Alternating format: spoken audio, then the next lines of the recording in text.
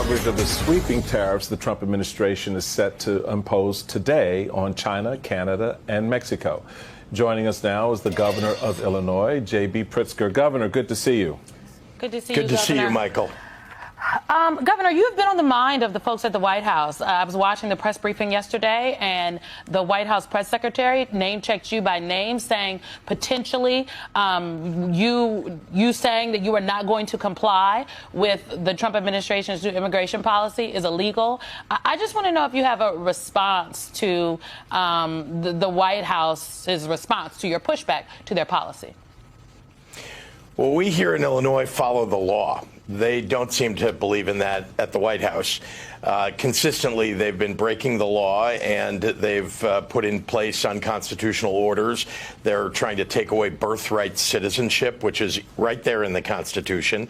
And by the way, we have laws on the books that do two things. One is we want to arrest and take out of our country those who are violent criminals who are undocumented. Frankly, I don't want them in my state or in the country. Those laws are on the books already. But we also have laws on the books that say that people who've been here a long time, who are following the rules, who are paying their taxes, who are holding down jobs, who happen to be undocumented, that we're not going to have our police here locally coordinating with federal officials to have them taken away. We want people like that in this country. We're a country of immigrants mostly, and we ought to abide by that principle. We've been doing that for our entire existence, and it's good for our economy to have immigrants come to our shores.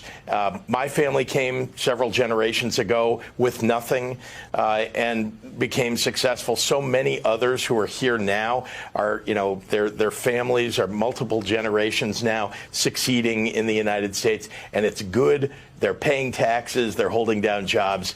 We should be supporting them. We need comprehensive immigration reform. Governor, I want to shift a little bit from that important area to another important area, which is coming into focus today as the president and his team have announced sweeping tariffs on Mexico, China, and Canada. Your state is a major supplier of corn and ethanol exports, which stand to take a huge hit from Trump's tariffs. What's your thinking there? What's the strategy that you now have to put into place? As I was just noting before we went to break, that's an impact to the bottom line of the citizens of the state of Illinois. They're going to feel that.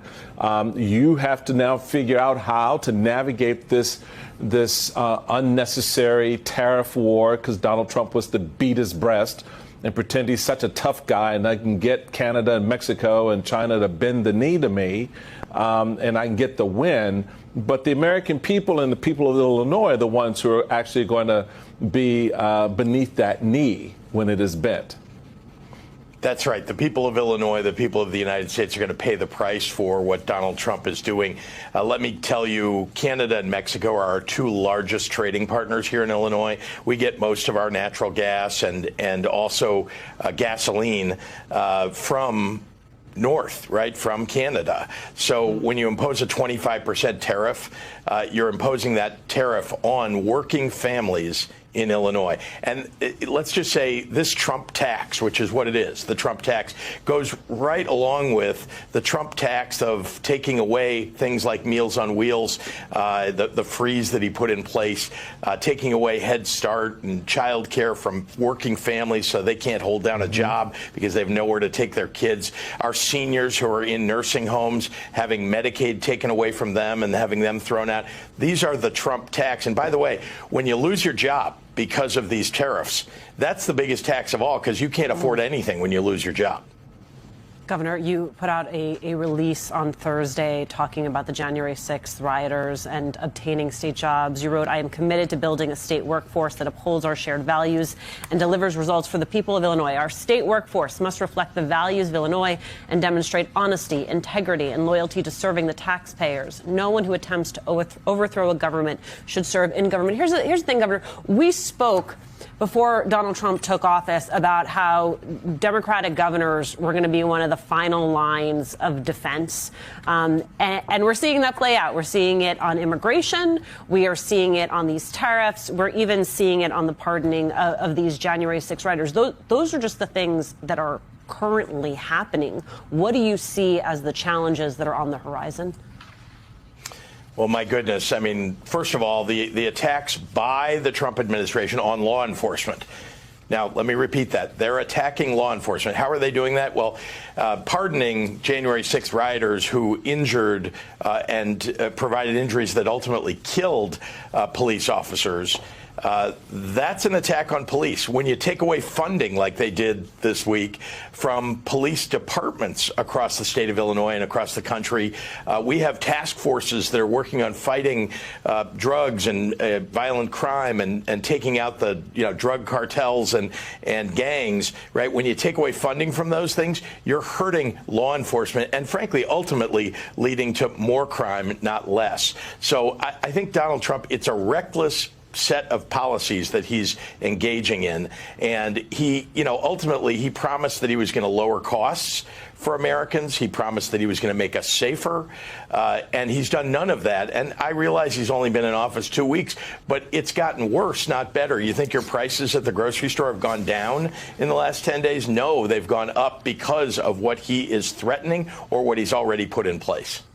Governor said 2 weeks. When you said 2 weeks, Governor, Michael and I looked at each other like, oh, my Lord, because you're right. It hasn't even actually been 2 full weeks yet. It's a little shy of 2 weeks. You're right. I wonder, what are the Democratic governors' conversations amongst one another? Because while this week you are the ire of the Trump administration officials, next week it could be Governor Westmore in Maryland. Like, how are you all coordinating, or are you, in this moment? Especially since he is threatening those who are not compliant with his orders. Well, I'm not afraid. And none of us should be afraid. We should be standing up, speaking out. We should be very clear about our messaging. And very importantly, Donald Trump is attacking working families. We are the front lines of protecting working families, we governors, right? Because we're delivering the services that people need in the states. So we are talking to one another. Many of us have had phone calls with one another to talk about, what do you think? How are you talking about this? What are you doing to protect people from cuts and Meals on Wheels and others? So there's been a lot of, I wouldn't call it coordination, but I just say we're sharing a lot of ideas with one another. And, I started an organization that's focused on safeguarding democracy among governors. We're working hard with one another to think about, how do we fight back? How do we push back? We obviously need to go to court, and we did over the last 2 weeks. And FYI, we've won 3 times in a row going to federal court. So we're going to continue to do that because we know that we're on the right side of the law and the Trump administration's on the wrong side. But governors are at the front lines. We're the ones who are taking the brunt of what they're trying to cut at the federal government level. And we need our federal officials, Democrats, to stand up and speak out, vote against nominees from the Trump administration until the Republicans finally capitulate to the idea that they're hurt, too, by these Trump attacks. Governors in Republican states like Louisiana have spoken out and said, like, this is bad for our people. And I've personally spoken with, 100. What Donald Trump said. And you have today blamed the diversity elements, but then told us that you weren't sure that the controllers made any mistake. We then said perhaps the helicopter pilots were the ones who made the mistake. It's all under investigation. I understand that. That's why I'm trying to figure out how you can come to the conclusion right now that diversity had something to do with this crash. Because I have common sense, okay? And unfortunately, a lot of people don't. I fully believe that people are asking the wrong questions in that White House briefing room. And, when I used to work at the White House, I was never, you never tell reporters what to ask. Right. But to be very clear, for the president of the United States to come out and say, well, this is about DEI, DEI did this. The first question to the president is, what is DEI, Mr. President? When you say DEI, what are you talking about? Because what does he mean DEI did this? Black people did this? Latino people did this? Women did this? A gay person did this? A trans person did this? What exactly are you saying? And I think it isn't like, look, the Donald Trump that we saw from that podium that day, this is who he has always been. He is excruciatingly consistent. And despite that rabid consistency, everyone from reporters, people who host shows, members of Congress, people who have voted for him, have worked to rationalize what we have heard and saw from him and suggest to us that with one more experience, he's going to change. He is not changing. This is who he is, and so may this be the... Here's the thing. I know Republican governors are cowards, but are still telling Trump that he's being an effing maniac. I know it. Not because they're moral characters or whatnot. They don't take moral stands like you see Democratic governors. Not even all Democratic governors, let's be clear. They're not all great, but the good ones like Pritzker, they take moral stands, correct stands. But Republican governors hate these tariffs, man, because it hurts them. It's not about morals. It's not about standing up for democracy. It's cold, hard numbers.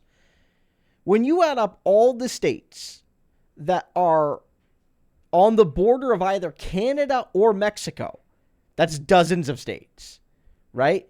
And then when you also add in all the states whose biggest trading partner is either Canada or Mexico, it's not all 50, but it's the vast majority of states. Most of the northern states have Canada as their biggest trading partner. Many of the southern states as Mexico as their biggest trading partner.